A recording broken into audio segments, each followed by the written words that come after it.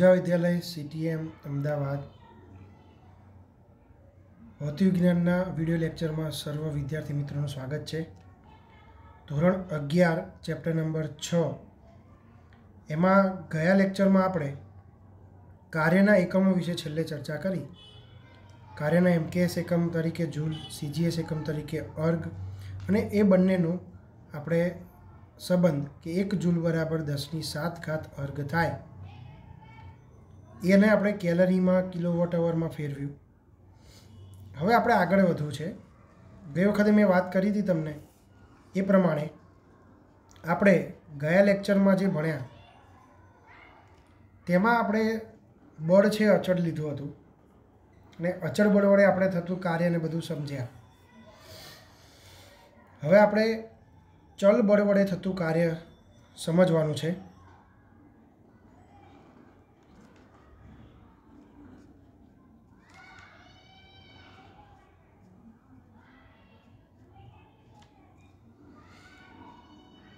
चल बळ वडे थतुं कार्य समजवुं छे कि जेमां बळ बदलाय छे। जे बळ पदार्थनी गतिना स्थान पर के समय पर अथवा बंने पर आधारित होय तेवा बळने आपणे चल बळ कहीए छीए। तेवा बळने आपणे शुं कहीए छीए? चल बळ कहीए छीए। तो अचळ बळ तो आपणे जोवा जईए तो भाग्ये ज जोवा मळे, कारण के कदी बळ अचळ होतुं नथी। बळ हमेशा क्यांक ने क्यांक कोईक ने कोईक परिस्थिति में सतत बदलातुं रहे छे। एटले अचळ बळ ज आपणने कोक ज टाइम जोवा मळे, बाकी चल बळ छे सतत सतत बदलातुं आपणने जोई शकाय छे। एना माटे आपणे एक आलेखने समजવાનો प्रयत्न करीए। अहींया एक आलेख दोरीने बताव्यो छुं कि जे आलेख स्थान अने बळनो आलेख छे। बळ विरुद्ध स्थाननो आलेख छे। जो ए आलेखनी वात करीए तो समय साथे ए आलेख आ प्रमाणे बदलाय छे। समय साथे आलेख आ प्रमाणे बदलाय छे। उद्गम बिंदुथी आपणे कोई t बराबर 0 समये कोई आ बिंदुनी चर्चा करीए तो एने आपणे प्रारंभिक स्थान कहीशुं। अने अहींया कोई t समयगाळा बाद एटले के t 0 समये प्रारंभिक स्थान आपणी पासे xi छे अने कोई t जेटला समयगाळा बाद अंतिम स्थान आपणे xf मळे छे, जे आपणे अहींया लईए छीए। तो शरूआतना स्थानथी लईने अंतिम स्थान जे आपणो चोक्कस समयगाळो जे छे एमां शरूआतना स्थानथी लईने अंतिम स्थान सुधीमां आलेखमां आ रीते फेरफार तमने थतो जोवा मळे छे। अने आलेखमां थतो जे फेरफार छे ए फेरफार आपणे समजीए तो ए आपणने शुं आपे छे, खास समजજો શું આપે છે। તો આપણે આટલા આટલા અલગ અલગ સૂક્ષ્મ ભાગ લઈ લઈએ। સૂક્ષ્મ ભાગ લઈએ। જે સૂક્ષ્મ ભાગ છે એનું ક્ષેત્રફળ આપણે શોધવું છે। આ જે સૂક્ષ્મ ભાગ છે એ સૂક્ષ્મ ભાગ ડેલ્ટા x જેટલો છે, बराबर। अने आपणे जो ये भागनुं क्षेत्रफळ शोधीए, धारो के आ भागनुं क्षेत्रफळ शोधीए तो आटली वेल्यू जे छे आटली वेल्यू आपणे डेल्टा एक्स मळशे अने एटलो जे किंमत छे आपणने ए आपणने एफ ऑफ एक्स मळशे। कोई एक्स स्थान पर त्यां लागतुं बळ। तो ज्यारे हूँ आटलो जे भाग छे डेल्टा एक्स जेटलुं एनुं पहोळाई है, आटली लंबाई है एफ जेटली है, तो लंबाई गुणे पहोळाईना सूत्र प्रमाणे F of x into delta x करूँ।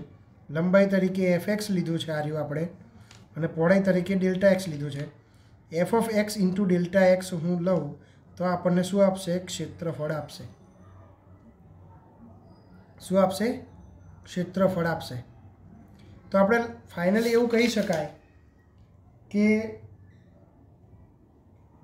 ડેલ્ટા એક્સ જેટલા સૂક્ષ્મ સ્થાનાંતરને લેતા એફએક્સ જેટલું બળ લાગે, તો આમ બળ ભલે ચલ બળ છે, અચળ બળ નથી, પરંતુ આટલા ગાળા માટે, સૂક્ષ્મ ગાળા માટે બળ આપણને કેવું મળી શકે? તો અચળ મળી શકે. એટલા પર્ટિક્યુલર સૂક્ષ્મ ગાળાનું બળ બદલાતું નથી, એ બળ આપણને કેવું મળી શકે? અચળ મળી શકે.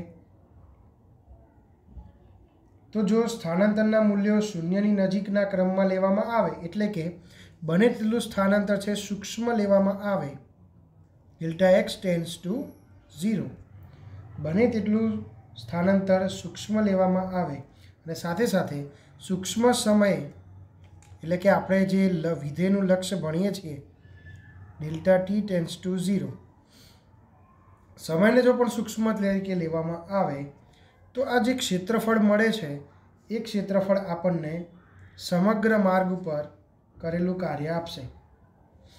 એ ક્ષેત્રફળ આપણને શું આપશે? કાર્ય આપશે. તો આપણી પાસે કાર્ય W ઇઝ ઇક્વલ ટુ, સૂત્ર શું થશે?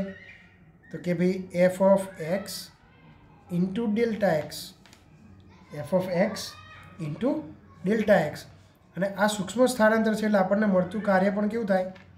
સૂક્ષ્મ કાર્ય થાય. હવે આ એક ભાગનું સૂક્ષ્મ કાર્ય વત્તા બીજા ભાગનું સૂક્ષ્મ કાર્ય વત્તા ત્રીજા ભાગનું સૂક્ષ્મ કાર્ય, આમ કરીને જેટલા પણ ભાગ આપણી પાસે છે એ બધા ભાગનું સૂક્ષ્મ કાર્ય લઈ એનો સરવાળો કરીએ તો આપણને શું મળશે? કુલ કાર્ય મળશે. શું મળશે? કુલ કાર્ય મળશે. અને કુલ કાર્ય આપણને શું મળે? તો કે એવા જેટલા પણ ડેલ્ટા ડબલ્યુ છે એ બધા જ ડેલ્ટા ડબલ્યુનો સરવાળો, બધા જ ડેલ્ટા ડબલ્યુનો સરવાળો ક્યાંથી લઈને? પ્રારંભિક સ્થાનથી લઈને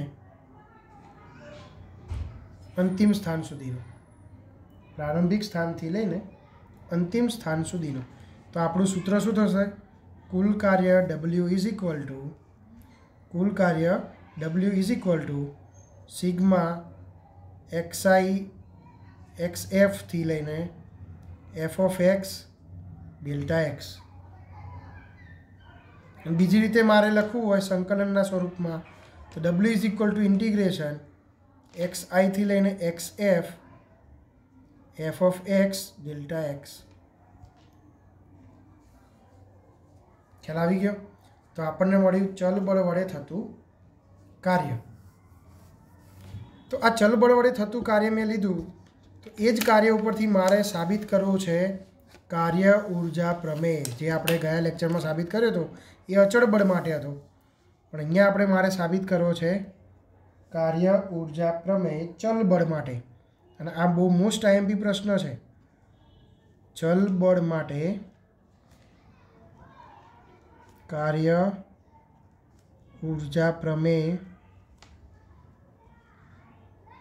સાબિત કરો.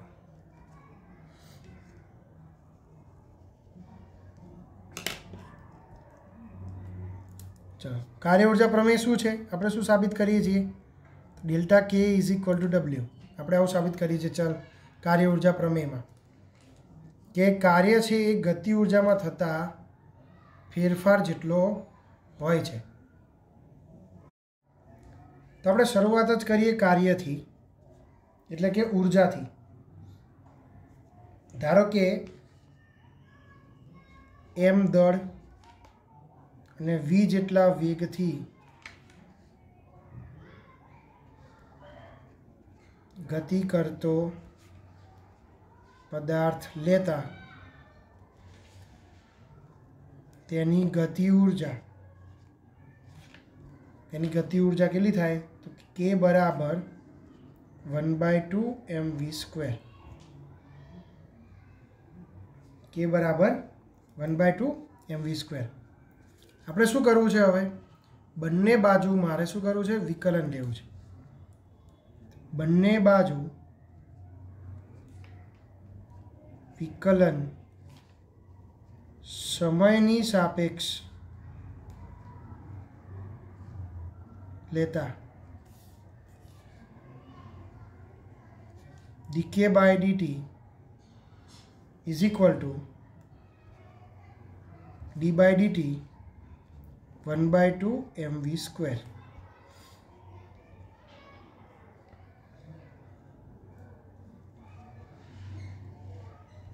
dk/dt is equal two m છે અચળ છે, 1/2 અચળ છે, v² નું વિકલન થશે 2v dv/dt. 2 કેન્સલ, વચ્ચે શું ખાલી? તો dk/dt is equal two mv dv/dt. dt cancel, તો dk is equal two mv dv. આવું થાય. અને જો તમારે બીજી રીતથી કરવું હોય તો તમને વધુ સહેલી પડે. એવી રીતથી જો આપણે કરવું હોય તો આ dt કેન્સલ નહીં કરવાનું. આ થોડી 2 સ્ટેપ લેન્ધી રીત પડે. પણ જો તમારે એક શોર્ટ રીતમાં કરવું છે તો dt કેન્સલ કરવાનું જરૂર નથી. તો dt રહેવા દો. ચલો અત્યારે આપણે એક શોર્ટ રીતમાં સમજી લઈએ. dt રહેવા દો. તો આ dt એમના એમ અને આ dt એમના એમ. આપણને ખ્યાલ છે કે વેગનું સમય સાપેક્ષે વિકલન કરવાથી મને શું મળશે? પ્રવેગ મળશે. તો dk/dt is equal two m, આના બરાબર a અને v નાખો સાઈડમાં. બરાબર. હવે આપણને ખબર છે કે v એટલે શું? તો કે સ્થાનનું સમય સાપેક્ષે એક વખત વિકલન. સ્થાનનું સમય સાપેક્ષે એક વખત વિકલન.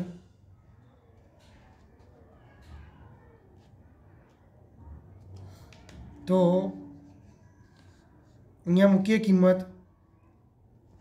dk/dt is equal two ma is equal two f,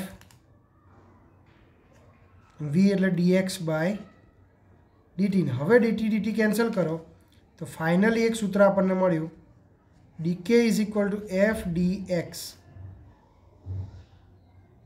dk is equal two f dx. આપણને સૂત્ર મળ્યું dk is equal two f dx. હવે બંને બાજુ આપણે સંકલન લઈએ તો બંને બાજુ સંકલન લેતા અહીંયા કંઈ નથી એટલે 1 કહેવાય. ઇન્ટિગ્રેશન ki થી kf સુધી સંકલન કરો. dk is equal to integration xi થી xf f dx. તમે સંકલન કરશો તો ચલ પદ પોતે આવશે. Upper limit minus lower limit મૂકશો તો અહીંયા સૂત્ર મળશે kf minus ki is equal two f xi થી xf f dx. આપણને આવું મળશે. આના બરાબર આપણે હમણાં જ સાબિત કર્યું dw, અને w સાબિત કર્યું એટલે અહીંયા આપણે લખીશું. અને આ જે છે ગતિ ઉર્જાનો તફાવત છે તેને આપણે ડેલ્ટા કે કહીશું ઇઝ ઇક્વલ ટુ w. તો આપણને મળી ગયું ચલ બળ માટે કાર્ય ઉર્જા પ્રમેય. હવે કાર્ય ઉર્જા પ્રમેયની કેટલીક અગત્યતા છે. શું અગત્યતા છે તો દરેક જણા ધ્યાનથી સાંભળો.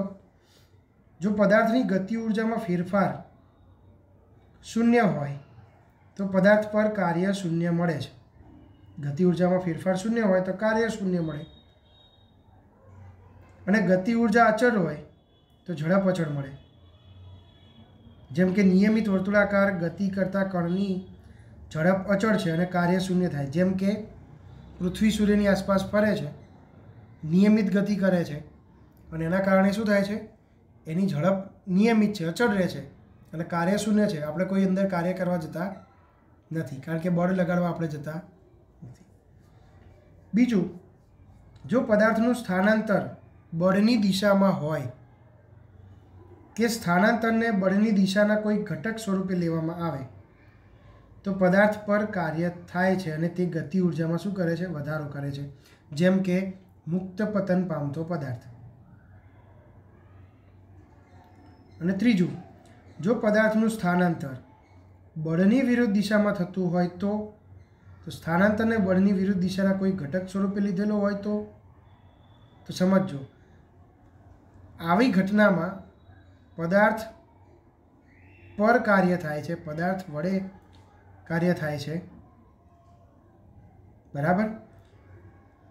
તેથી પદાર્થની ગતિ ઉર્જામાં શું થાય છે? ઘટાડો થાય છે. જેમ કે આપણે અહીંયાથી ઉપર બોલ ફેંકવામાં આવે તો એ બોલ છે થોડી વાર માટે ઉપર જઈને પાછો નીચે આવશે, એટલે એ આપણને ખાસ ઇમ્પોર્ટન્ટ ટોપિક પૂરો પાડે છે.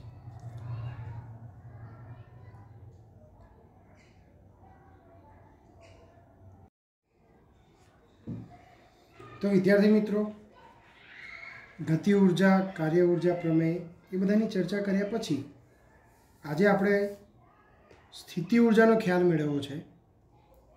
સ્થિતિ ઉર્જાને આપણે જનરલી કહીએ છીએ પોટેન્શિયલ એનર્જી. હવે પોટેન્શિયલ એટલે આપણને ખબર છે શું થશે કે પોટેન્શિયલ આપણે નહીં કહેતા કોઈનામાં તારામાં બહુ પોટેન્શિયલ છે, શું છે? તો કે કાર્ય કરવાની ક્ષમતા, એને આપણે પોટેન્શિયલ કહીએ છીએ. તો આપણે સ્થિતિ ઉર્જાની વાત કરવી છે. તો સ્થિતિ ઉર્જા સૌથી પહેલાં તો કરીએ કોને કહેવાય? તો સ્થિતિ ઉર્જા એટલે શું? તો કોઈ પદાર્થની સ્થિતિ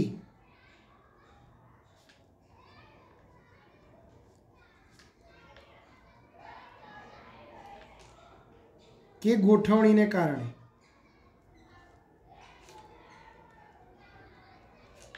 તેમાં રહેલી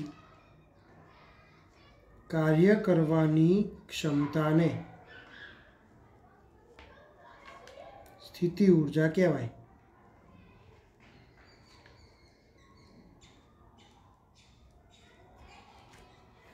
પદાર્થમાં કોઈ સ્થિતિ કે ગોઠવણીને કારણે તેમાં કાર્ય કરવાની ક્ષમતા છે, એટલે કે તેનામાં ઉર્જાનો સંગ્રહ થયેલો છે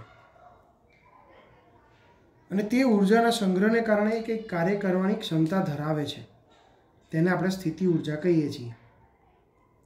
જેમ કે એક તમને ઉદાહરણ આપું કે ધરતીકંપ શા માટે થાય છે?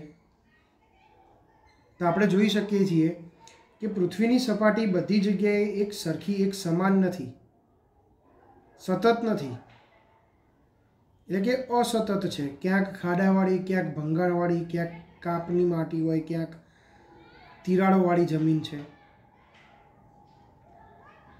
તો આવી તિરાડોવાળી, આવી ભંગાણવાળી જે જગ્યા છે, તિરાડો છે, એ તિરાડને આપણે ફોલ્ટ લાઈન કહીએ છીએ. શું કહીએ છીએ? Fault line.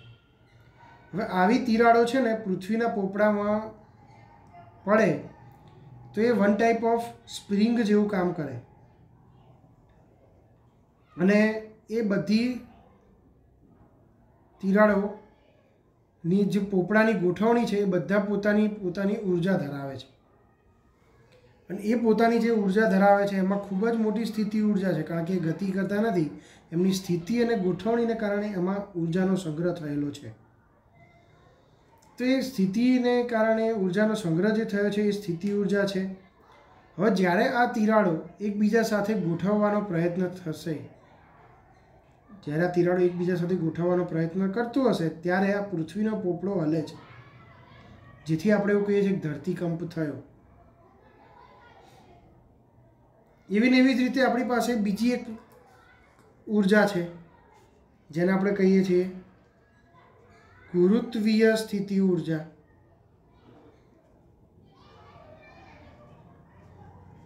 શું છે? ગુરુત્વીય સ્થિતિ ઉર્જા. હવે આ ગુરુત્વીય સ્થિતિ ઉર્જા જે છે એ શું છે? તો કે પદાર્થના વજન અને તેના સંદર્ભમાં સપાટીથી ઊંચાઈના ગુણાકારને પૃથ્વીની સપાટીની સાપેક્ષમાં તેની સ્થિતિ ઉર્જા આપણે કહીએ છીએ. વ્યાખ્યા અહીંયા લખ્યું છું. પદાર્થના વજન અને પદાર્થની સંદર્ભ સપાટીથી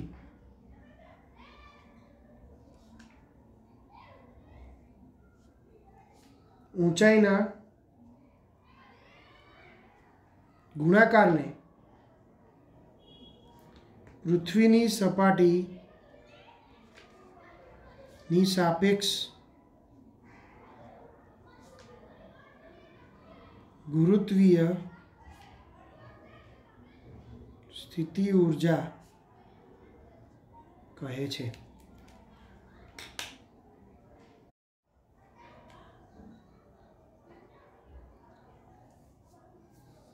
ધારો કે પૃથ્વીની સપાટી પર m દળવાળો દડો છે અને તેને mg જેટલા ગુરુત્વાકર્ષણ બળમાં અધો દિશામાં ફેંકવામાં આવે છે। અધો દિશા એટલે નીચેની તરફની દિશા। જો આ દડાને પૃથ્વીની સપાટીથી h જેટલી ઊંચાઈએ લઈ જવો હોય તો તેના પર આપણે કંઈક બાહ્ય બળ લગાડવું પડે અને બાહ્ય બળ છે એ ઉધ્વ દિશામાં લાગવું પડે, બરાબર। તો તેના માટે કરવું પડતું કાર્ય કેટલું થશે? તો કરવું પડતું કાર્ય તો સૂત્ર તો આપણી પાસે છે જ, FD cos થીટા, જ્યાં F બરાબર શું છે? ગુરુત્વીય બળ એટલે કે વજન બળ mg। D શું છે? તો કે h જેટલી ઊંચાઈ અને ઉપરની દિશામાં નીચે નાખવાનું છે, તો ઉપરની દિશામાં નાખવાનું હોય તો θ = 0, ઉધ્વ દિશા હોય કે અધો દિશામાં હોય। આની અંદર મૂકી દઈએ તો W બરાબર mg h cos 0, આ પણ બધાને ખબર છે cos 0 બરાબર શું થાય? 1। તો W = mg h, W = mg h, અને આ કાર્ય ગુરુત્વીય સ્થિતિ ઊર્જા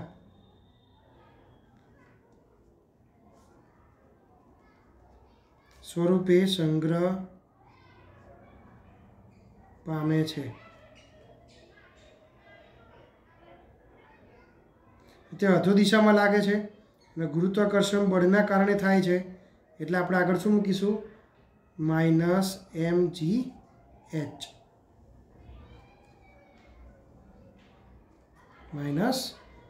-mg h।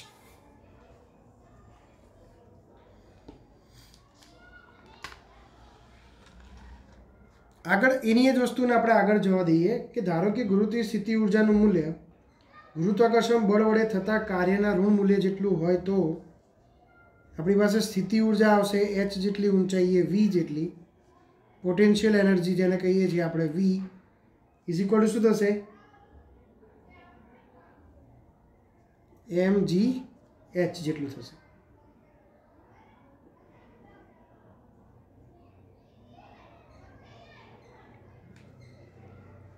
જ્યાં v શું છે? ગુરુત્વીય સ્થિતિ ઊર્જા છે।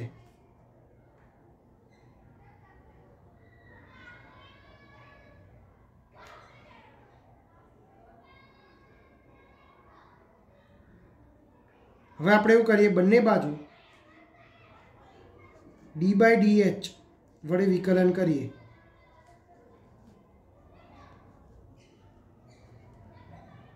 આ બે કેન્સલ થઈ જાય તો dv of h upon dh = શું મળશે? mg, અને mg = શું મળશે? f। હવે f એ ગુરુત્વાકર્ષણ બળ છે અને ક્યાં લાગે છે? તો અધો દિશામાં લાગે છે, એટલે કે નીચેની તરફ લાગે છે, એટલે આપણે એને માઇનસ લખીએ છીએ તો આપણને સૂત્ર મળશે dh = -f।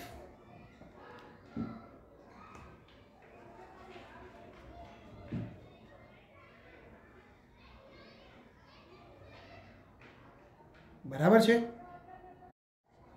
જો દડાને મુક્ત પતન કરવામાં આવે અને તે વધતી ઝડપથી નીચે આવે છે તો જમીનને સ્પર્શે તે ક્ષણે એક્ઝેક્ટલી તમે સમજો, જમીનને સ્પર્શે તે ક્ષણે અચળ પ્રવેગી ગતિનું જો સમીકરણ લગાડવામાં આવે તો અચળ પ્રવેગી ગતિનું સમીકરણ છે v² minus u² is equal two 2gh. અને જો મુક્ત પતન થતું હોય,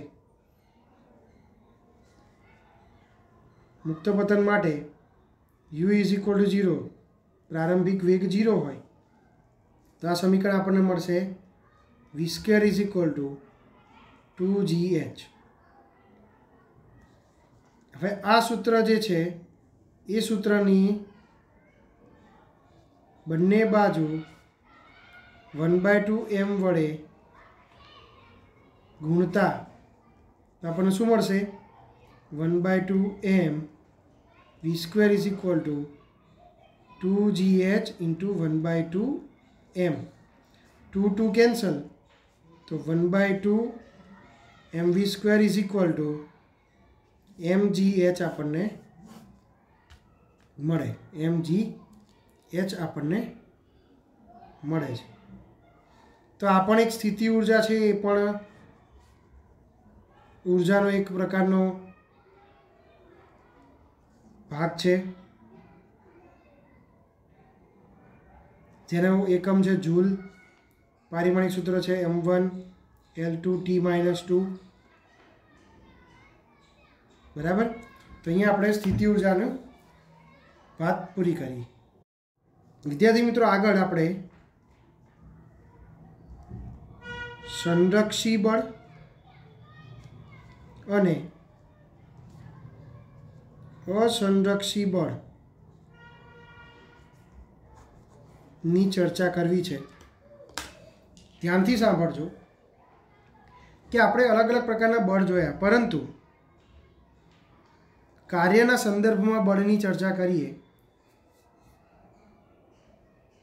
તો જે બળ વડે થયેલું કાર્ય ફક્ત પ્રારંભિક અને અંતિમ સ્થિતિ ઉપર જ આધાર રાખે, જે બળ વડે થયેલું કાર્ય ફક્ત પ્રારંભિક અને અંતિમ સ્થિતિ પર જ આધાર રાખે, તેના ગતિમાર્ગ પર આધાર રાખતું નથી, તેના ગતિમાર્ગ પર આધાર રાખતું નથી તેવા બળને સંરક્ષી બળ કહે છે. તેવા બળને સંરક્ષી બળ કહે છે. અને આવા બળનું જે ક્ષેત્ર મળે એને સંરક્ષી ક્ષેત્ર કહે છે. દાખલા તરીકે ગુરુત્વાકર્ષણ બળ, વિદ્યુત બળ અને ચુંબકીય બળ. ગુરુત્વાકર્ષણ બળ, વિદ્યુત બળ અને ચુંબકીય બળ.